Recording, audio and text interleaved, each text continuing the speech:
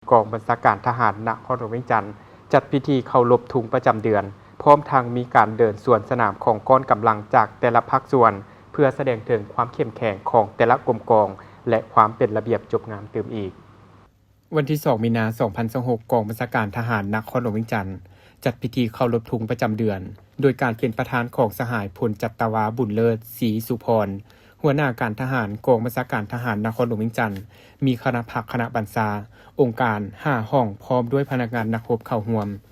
โอกาสนี้สหายพลจัตวาบุญเลิศก็ได้สรุปตีราคาคืนการจัดตั้งปฏิบัติเวียกงานภายใน1เดือนผ่านมาพร้อมทางวางทิศทางแผนการ1เดือนในต่อหน้าโดยยกให้เห็นด้านดีและข้อคงค้างในการปฏิบัติเวียกงานในระยะ1เดือนผ่านมาที่กรมกองสามารถปฏิบัติได้ทั้งเป็นการปฏิบัติตามระเบียบของกองทัพมาด้วยการเคารพธงโดยได้ผลัดเปลี่ยนแต่ละห้องจัดพิธีเคารพธงเพื่อกวดกาสั่งความเป็นระเบียบเรียบร้อยด้านจำนวนพล